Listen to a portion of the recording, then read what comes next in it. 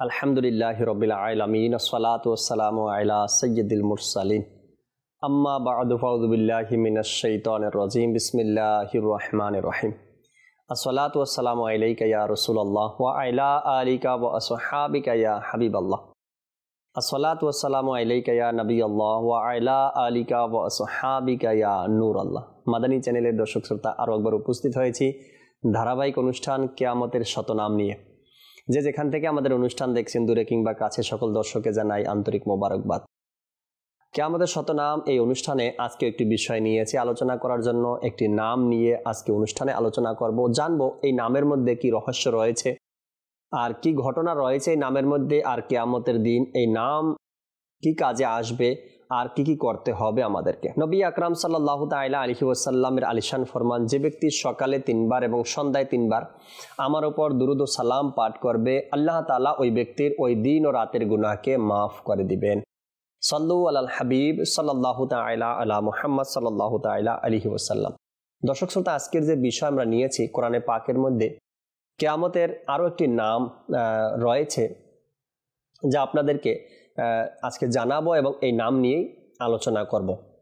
কিয়ামতের একটি নামের মধ্যে রয়েছে হাড় ও মাংস একত্রিত করার দিন। হাড় যে আছে মানুষের হাড় এবং মাংস একত্রিত করার দিন।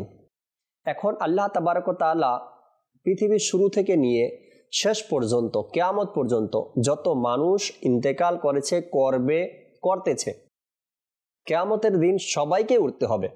কেউ মারা গেছে 500 বছর আগে, কেউ মারা গেছে 1000 বছর আগে, কে কবে মারা গেছে তাদের নাম নিশানা পরিচয় কিছু নেই। কবরটা পর্যন্ত মাটির সাথে মিশে গেছে, কবরের নাম নিশানা নেই। তার হাড় গোড় কোথায় চলে গেছে, মাটিতে খেয়ে নিয়েছে। মাংস, শরীরের মাংস তো 1 মাসের মধ্যে পচে গলে গেছে, হাড় গোড় তো মাটির সাথে মিশে গেছে, 500 বছর আগে ইন্তেকাল করেছে।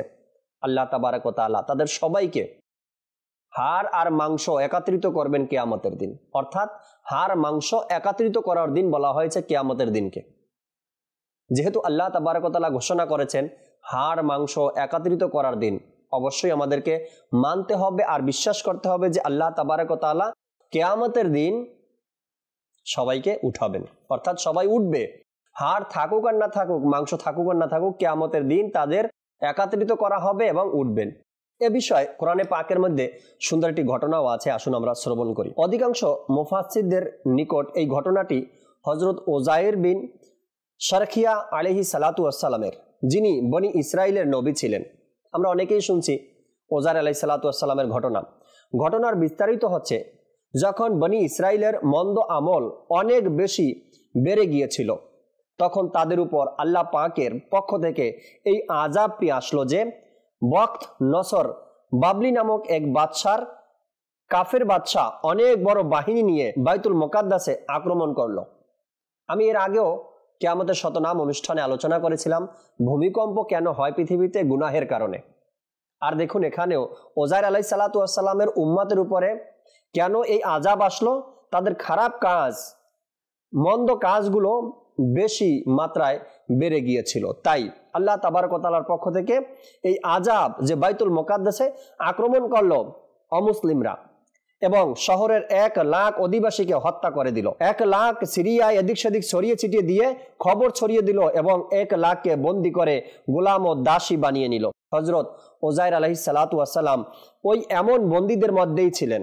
এরপর ওই কাফের বাদশা পুরো বাইতুল মুকাদ্দাস শহরকে ভেঙে চুরমার করে দিল এবং একেবারেই বিরান বানিয়ে দিল। কিছুদিন পর হযরত ওজাইর আলাইহিস সালাতু ওয়াস সালাম যখন কোনোভাবে বক্ত নসর এর বন্দিশালা থেকে মুক্তি পেলেন, অর্থাৎ তাকে যেখানে বন্দি করে রাখা হয়েছিল সেখান থেকে সে মুক্তি পেলেন, তখন একটি গাধার উপর আরোহণ করে নিজের শহর বাইতুল মুকাদ্দাসে প্রবেশ করলেন। নিজের শহরের নির্জনতা এবং ধ্বংসত্বতা দেখে তার অন্তর কেঁদে উঠল এবং তিনি আলাইহিস সালাতু ওয়াস সালাম কেঁদে দিলেন। চারদিকে চক্কর লাগালেন, কিন্তু কোনো মানুষের আকৃতিও তিনি দেখলেন না। তবে হ্যাঁ, এটা দেখেছেন যে সেখানকার গাছ অনেক ফল এসেছে যা পেকে একেবারে প্রস্তুত হয়ে আছে, কিন্তু কেউ এই ফল খাওয়ার মতো নেই। এই দৃশ্য দেখে খুবই হতাশা ও আফসোসের সাথে তার অজান্তেই তার মোবারক মুখ দিয়ে এই বাক্যটি বের হয়ে আসলো, এই শহরের এমন ধ্বংস নির্জনতার পরেও কিভাবে আল্লাহ পাক একে আবারও আবাদ করবেন। সেই শহরকে যখন নির্জন দেখলেন, মানুষহীন দেখলেন, কেউ নেই আশেপাশে, তখন অজান্তেই তার থেকে বেরিয়ে আসলো এমন একটা শব্দ, এই শহরের এমন ধ্বংস ও নির্জনতার পরেও কিভাবে আল্লাহ পাক একে আবারও আবাদ করবেন, অর্থাৎ আবার জনবসতি দিয়ে মানুষ চলাফেরা বসবাস কিভাবে করবেন। যখন তার মধ্যে এমন একটা শব্দ, এমন একটা চিন্তা আসলো, অতঃপর তিনি কিছু ফল নামিয়ে খেলেন এবং আঙ্গুর এর রস পান করলেন। অতঃপর অবশিষ্ট ফলসমূহ তার থলেতে ভরে নিলেন এবং অবশিষ্ট আঙ্গুরের রস তার মশকে ঢেলে নিলেন আর তার গাদাটি একটি শক্ত রশি দিয়ে বেঁধে দিলেন। অতঃপর তিনি আলাইহিস সালাতু ওয়াস সালাম একটি গাছের নিচে শুয়ে পড়লেন এবং এই ঘুমন্ত অবস্থায় তার ওফাত হয়ে গেল এবং আল্লাহ পাক হিংস্র পশু, পাখি এবং জিন ও মানুষ সবার দৃষ্টি থেকে তাকে অদৃশ্য করে দিলেন। উজাইর আলাইহিস সালাতু ওয়াস সালাম নিজের গাদাকে গাছের সাথে বেঁধে একটা গাছের নিচে তিনি আরাম করলেন, সেখানে ঘুমিয়ে পড়লেন। আর ঘুমের মধ্যেই আল্লাহ তাবারক ওয়া তাআলা তাকে অদৃশ্য করে দিলেন মানুষ, জিন এবং পশু পাখি থেকে, কেউ যেন তাকে না দেখে। এমনকি 70 বছর অতিবাহিত হয়ে গেল। তখন পারস্য দেশের বাদশাদের মধ্যে এক বাদশাহ নিজ বাহিনী সহ বাইতুল মুকাদ্দাসের এই বিরান ভূমিতে প্রবেশ করলো আর অনেক লোককে এখানে নিয়ে আসলো এবং শহরকে আবারও আবাদ করে দিল। বনি ইসরাইলের শিশুদেরকে যারা যারা আশেপাশে বিচ্ছিন্নভাবে ছিল তাদের সবাইকে এনে এই শহরে আবাদ করে দিল এবং তারা নতুন প্রসাদ বানিয়ে আর বিভিন্ন ধরনের বাগান লাগিয়ে এই শহরকে পূর্বের চেয়েও বেশি সুন্দর এবং আলোকিত বানিয়ে দিল। যখন হযরত উজাইর আলাইহিস সালাতু ওয়াস সালাম এর পূর্ণ 100 বছর ওফাত অবস্থায় অতিবাহিত হলো, তখন আল্লাহ পাক তাকে জীবিত করলেন। আল্লাহ পাক তাকে আবারও 100 বছর পরে তাকে আবারও জীবিত করলেন। তিনি দেখলেন যে তার গাধা মারা গেছে এবং এর হাড় সমূহ পচে গলে ছড়িয়ে ছিটিয়ে পড়ে আছে, কিন্তু থলেতে রাখা ফল ও মশকে রাখা আঙ্গুরের রস একটুও নষ্ট হয়নি। না ফলে কোনো পরিবর্তন দেখা দিল, না রস কোনো দুর্গন্ধ সৃষ্টি হয়েছিল। এবং তিনি এটাও দেখলেন যে এখনো তার মাথার চুল ও দাড়ি কালো আর বয়স সেই 40 বছর। তিনি আলাইহিস সালাতু ওয়াস সালাম আশ্চর্য হয়ে চিন্তায় পড়ে গেলেন। তখনই তার প্রতি ওহী অবতীর্ণ হলো এবং আল্লাহ পাক তাকে জিজ্ঞাসা করলেন, হে উজাইর, আপনি কতদিন পর্যন্ত এখানে ছিলেন, অর্থাৎ এখানে আরাম করছিলেন? আল্লাহ তাবারক ওয়া তাআলা ওহী নাজিল করলেন, হে উজাইর আলাইহিস সালাতু ওয়াস সালাম, আপনি কতদিন এখানে আরাম করছেন? তখন তিনি আলাইহিস সালাতু ওয়াস সালাম ভেবে বললেন, আমি সকালে ঘুমিয়েছি। সকালে মানে কিছু সময় আগে ঘুমিয়েছি এবং এখন আসরের সময় হয়েছে। এরূপ উত্তর দিলেন। আমি দিনভর বা দিনভরের চেয়েও একটু কম ঘুমিয়েছিলাম। তখন আল্লাহ পাক ইরশাদ করলেন, না হে উজাইর, আপনি পূর্ণ 100 বছর এখানে অবস্থান করেছেন। এখন আপনি আমার কুদরতের উপর দেখার জন্য একটু আপনার গাদার দিকে তাকান। এর হাড় পচে গেল, বিক্ষিপ্ত হয়ে গেছে এবং আপনার খাবারের প্রতি দৃষ্টি দিন যে এতে কোনো রূপ পচন সৃষ্টি হয়নি। এরপরে ইরশাদ করলেন, হে উজাইর আলাইহিস সালাতু ওয়াস সালাম, এখন তুমি দেখো যে কিভাবে আমি এই হাড় সমূহকে নিয়ে মাংসে জড়িয়ে এই গাধাকে জীবিত করছি। সুতরাং হযরত উজাইর আলাইহিস সালাতু ওয়াস সালাম দেখলেন যে হঠাৎ ছড়িয়ে থাকা হাড়গুলোতে কম্পন সৃষ্টি হয়ে গেল এবং সকল হাড় একত্রে জমা হয়ে নিজ নিজ সংযোগ স্থলে লেগে গাধার আকৃতি হয়ে এবং মুহূর্তেই সেই আকৃতিতে মাংস জড়িয়ে গেল আর গাধা জীবিত হয়ে ডাকতে লাগলো। তা দেখে উজাইর আলাইহিস সালাতু ওয়াস সালাম উচ্চ আওয়াজে বলতে লাগলেন, আমি খুব ভালোভাবে জানি যে আল্লাহ সব কিছু করতে পারেন। মাদানী চ্যানেলের দর্শক শ্রোতা, উজাইর আলাইহিস সালাতু ওয়াস সালামের অজান্তে মনের মধ্যে এই ভাবনা আসলো, এই বিরান মানুষবিহীন এই শহরকে আল্লাহ তাআলা কিভাবে আবাদ করবেন। আল্লাহ তাবারক ওয়া তাআলা উজাইর আলাইহিস সালাতু ওয়াস সালামকে 100 বছরের জন্য নিদ্রায় পাঠিয়ে দিলেন, ঘুমে পাঠিয়ে দিলেন। 100 বছর পরে সে যখন জাগ্রত হলো, সে যা রেখে গেছেন জমিনের উপরে, যা তিনি রেখেছেন ফল আর ফলের রস আর তার সওয়ারি গাধা তো হাড় গোড় মাংস বিচ্ছিন্ন হয়ে গিয়েছে, আলাদা হয়ে গিয়েছে। পচে গেছে, গলে গেছে, কিন্তু তার ফল আর ফলের রস তরু তাজাই আছে। এরপর হযরত উযাইর আলাইহিস সালাতু ওয়াস সালাম শহর প্রদক্ষিণ করতে ওই স্থানে পৌঁছে গেলেন যেখানে 100 বছর পূর্বে তার বাড়ি ছিল। তখন কেউ তাকে চিনতে পারল না, তিনি আলাইহিস সালাতু ওয়াস সালাম কাউকে চিনলেন না। হ্যাঁ, তবে দেখলেন যে এক বৃদ্ধা, একজন মহিলা বাড়ির পাশে বসে আছে, যিনি বাল্যকালে হযরত উযাইর আলাইহিস সালাতু ওয়াস সালামকে দেখেছিলেন। তিনি উযাইর আলাইহিস সালাতু ওয়াস সালামকে জিজ্ঞাসা করলেন যে এটাই কি উযাইর আলাইহিস সালামের বাড়ি? তখন সে উত্তর দিল, হ্যাঁ, এটাই উযাইর আলাইহিস সালামের বাড়ি। অতঃপর সেই মহিলাটি উযাইর আলাইহিস সালামের কথা কেন বলছেন জিজ্ঞাসা করলেন, আপনি উযাইর আলাইহিস সালামের কথা কেন জিজ্ঞাসা করছেন? তার তো 100 বছর আগেই চলে গিয়েছেন, অর্থাৎ তার তো 100 বছর হয়ে গেল যে কোথাও উধাও হয়ে গিয়েছেন। এ কথা বলে ওই বৃদ্ধা মহিলা কাঁদতে লাগলেন। তখন তিনি আলাইহিস সালাতু ওয়াস সালাম বললেন, হে বৃদ্ধা, আমি উযাইর আলাইহিস সালাম। তখন বৃদ্ধা বললেন, সুবহানাল্লাহ, আপনি কিভাবে উযাইর হতে পারেন? 100 বছর আগে যিনি অদৃশ্য হয়ে গিয়েছেন, হারিয়ে গিয়েছেন, কোথাও চলে গিয়েছেন, কিন্তু আপনি কিভাবে হতে পারেন? তখন উযাইর আলাইহিস সালাতু ওয়াস সালাম বললেন, হে বৃদ্ধা, আমাকে আল্লাহ পাক 100 বছর মৃত রেখেছেন, অর্থাৎ ঘুমে রেখেছেন, অতঃপর আমাকে জীবিত করেছেন এবং আমি আমার বাড়িতে এসেছি। তখন বৃদ্ধা বললেন যে হযরত উযাইর আলাইহিস সালাম তো এমন সুন্দর ছিলেন যে তার দোয়া মকবুল হতো। যদি আপনি আসলেই হযরত উযাইর আলাইহিস সালাম হয়ে থাকেন, তবে আমার জন্য দোয়া করুন যে আমার চোখ যেন ভালো হয়ে যায় এবং আমার আমি যে অন্ধ রয়েছি, আমার এই অন্ধত্ব যেন দূর হয়ে যায়। হযরত উযাইর আলাইহিস সালাতু ওয়াস সালাম দোয়া করলেন, তখন ওই বৃদ্ধার চোখ ভালো হয়ে গেল এবং সে চোখে দেখতে পেল। অতঃপর সে ভালোভাবে তাকে দেখলেন, তখন তাকে চিনতে পারলেন এবং বলে উঠলেন, আমি সাক্ষ্য দিচ্ছি যে আপনি নিঃসন্দেহে হযরত উযাইর আলাইহিস সালাতু ওয়াস সালাম। অতঃপর সেই বৃদ্ধা তাকে নিয়ে বনি ইসরাইলের মহল্লায় গেলেন। ঘটনাক্রমে তারা সবাই একটি সমাবেশে ছিল এবং এই সমাবেশেই তার ছেলেও উপস্থিত ছিল, যার বয়স 118 বছর হয়ে গিয়েছিল, আর তার কয়েকজন নাতিও ছিল, যারা সবাই বৃদ্ধ হয়ে গিয়েছিল। বৃদ্ধাটি মজলিসে, অর্থাৎ সেই জনসভায় গিয়ে সাক্ষ্য দিল এবং ঘোষণা করলো, হে লোকেরা, নিঃসন্দেহে ইনি হযরত উযাইর আলাইহিস সালাতু ওয়াস সালামই। কিন্তু কেউ বৃদ্ধার কথা বিশ্বাস করলো না। এমত অবস্থায় তার ছেলে বলল, আমার পিতার উভয় কাঁধের মাঝখানে একটি কালো রঙের তিল ছিল, আর তা ছিল চন্দ্রের মতো।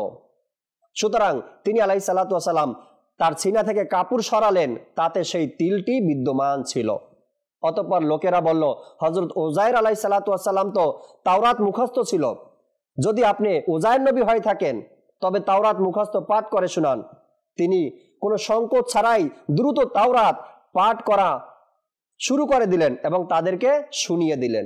মাদানী চ্যানেলের দর্শক শ্রোতা, এই ঘটনা শোনানোর পিছনে যে কারণটি রয়েছে আমরা শুনলাম। আজ কিয়ামতের নামগুলোর মধ্যে একটি নাম হলো হাড় আর মাংস একত্রিত করার দিন। আল্লাহ তাবারক ওয়া তাআলা পৃথিবীতেই কিয়ামতের দিন হাড় আর মাংস তো একত্রিত করবেনই, এটা তো 100% শিওর, আর এটা মানতে হবে, এর উপরে বিশ্বাস রাখতে হবে, ঈমান রাখতে হবে।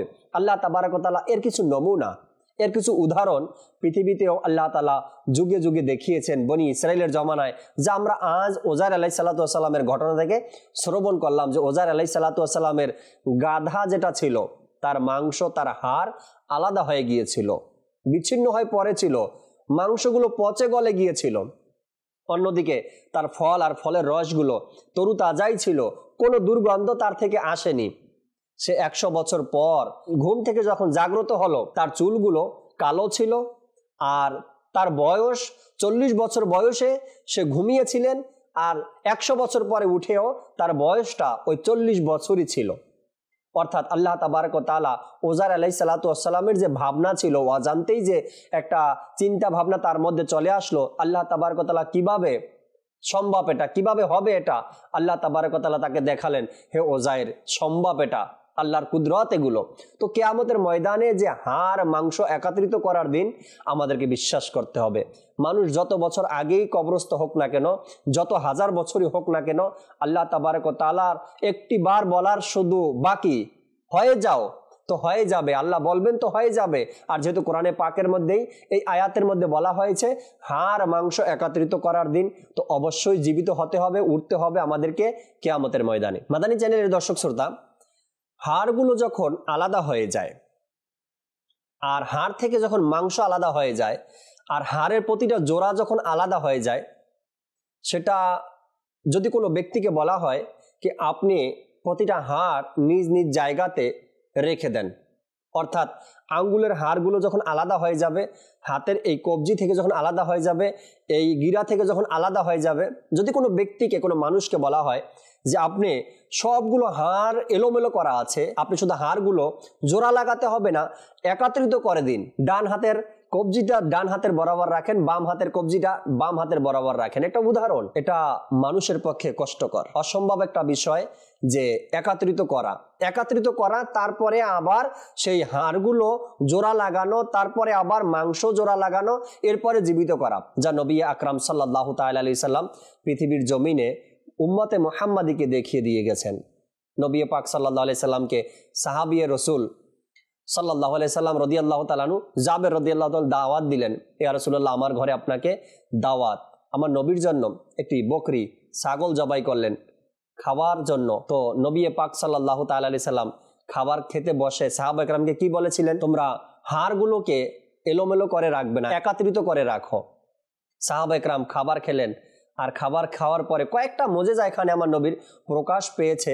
এর মধ্যে যেটা আজকের বিষয়ের সাথে সম্পর্ক রাখে সেটাই বলছি। সাহাবা একরাম খাওয়ার সময় হাড়গুলো একত্রিত করে রাখলেন, এলোমেলো করে রাখেননি। নবী পাক সাহিবে লাউলাক সাল্লাল্লাহু তাআলা আলাইহি ওয়াসাল্লাম খাবারের শেষে নিজের হাত মোবারক সে হাড়গুলোর উপরে বুলিয়ে দিলেন, হাড়গুলোর উপরে হাত রেখে দিলেন। আল্লাহ তাবারক ওয়া তাআলার দরবারে কি দোয়া করেছেন আমার নবী! আবার সে হাড়গুলো নড়ে চড়ে উঠলো, আবার ছাগলে পরিণত হলো, আবার হাঁটাও শুরু করে দিল। জাবের রাদিয়াল্লাহু তাআলা আনহু সেই ছাগল নিয়ে, বকরি নিয়ে ঘরে গেলেন। তো তার সম্মানিত স্ত্রী জিজ্ঞাসা করলেন, কি খবর, আবার ছাগল কোত্থেকে পেলেন? জাবের রাদিয়াল্লাহু তাআলা আনহু বললেন, নবী পাক সাল্লাল্লাহু আলাইহি সাল্লাম আমার দাওয়াতও কবুল করেছেন, দাওয়াত খেয়েছেন, খাওয়ার শেষে আমার বকরি আবার আমাকে ফিরিয়ে দিয়েছেন। নবী পাক সাল্লাল্লাহু আলাইহি সাল্লামের মোবারক হাত তার উপরে লাগার কারণে হাড়গুলো নড়াচড়া দিয়ে উঠলো, মাংসে পরিণত হলো, ছাগল হয়ে আবার জায়গায় চলে গেল। আল্লাহ তাবারক ওয়া তাআলা কোরআনে পাকের মধ্যে ইরশাদ করেছেন, হাড় মাংস একত্রিত করার দিন হাড় মাংস একত্রিত হবে এবং কিয়ামতের ময়দানে সবাইকে উঠতে হবে। হাড় যদিও পচে যায়, যদিও মাংস পচে যায়, হয়তো আমাদের শয়তানের ধোঁকা আমাদের মধ্যে আসতে পারে, হাজার হাজার বছর পূর্বে মানুষ ইন্তেকাল করেছে, কবরের কোনো চিহ্ন নেই, কিভাবে সম্ভব এটা? আল্লাহ তাবারক ওয়া তাআলা উযাইর আলাইহিস সালাতু ওয়াস সালামের ঘটনা কোরআনে পাকের মধ্যে ইরশাদ করেছেন। উযাইর আলাইহিস সালাতু ওয়াস সালামের সেই ঘটনা কিভাবে সংঘটিত হয়েছিল? তার গাধা যে রয়েছে, তার সওয়ারি যে রয়েছে, তার হাড় মাংস আলাদা হয়ে গিয়েছিল, 100 বছর পার হয়ে গিয়েছিল। আল্লাহ তাবারক ওয়া তাআলার হুকুমে আবার সেটা জোড়া হয়ে গেল, একত্রিত হয়ে গেল এবং তাকে সাথে নিয়েই চলা শুরু করলো। তো আমাদের ঈমান রাখতে হবে, বিশ্বাস রাখতে হবে কিয়ামত দিবসের উপরে, যে হাড় মাংস একত্রিত করার দিন আপনাকে, আমাকে, আপনি, আমি কিয়ামতের ময়দানে উঠতে হবে। তা যত বছর ধরেই কবরে থাকেন না কেন, আর যত হাজার বছর আগেই আপনি কবরস্থ হন না কেন, আমাদেরকে উঠতে হবে, নিজের আমল নামার হিসাব আমাদেরকে দিতে হবে। তাই দুনিয়াতে, পৃথিবীতে যতদিন আছি ভালো কিছু আমল ইবাদত করি এবং আল্লাহ তাবারক ওয়া তাআলাকে রাজি খুশি করার চেষ্টা করি। আল্লাহ তাআলা আমাদেরকে তৌফিক দান করুক, আমিন, বিজাহিন নবিল আমিন সাল্লাল্লাহু তাআলা আলাইহি ওয়াসাল্লাম। দর্শক শ্রোতা, আগামী পর্বে আবারও কিয়ামতের যে কোনো একটি নাম নিয়ে আমরা আলোচনা করব, কিছু কথা আপনাদেরকে শোনাবো, নেকির দাওয়াত দেওয়ার চেষ্টা করব। ততক্ষণ মাদানী চ্যানেলের সাথেই থাকুন। সাল্লু আলাল হাবিব সাল্লাল্লাহু তাআলা আলা মুহাম্মদ সাল্লাল্লাহু তাআলা আলাইহি ওয়াসাল্লাম।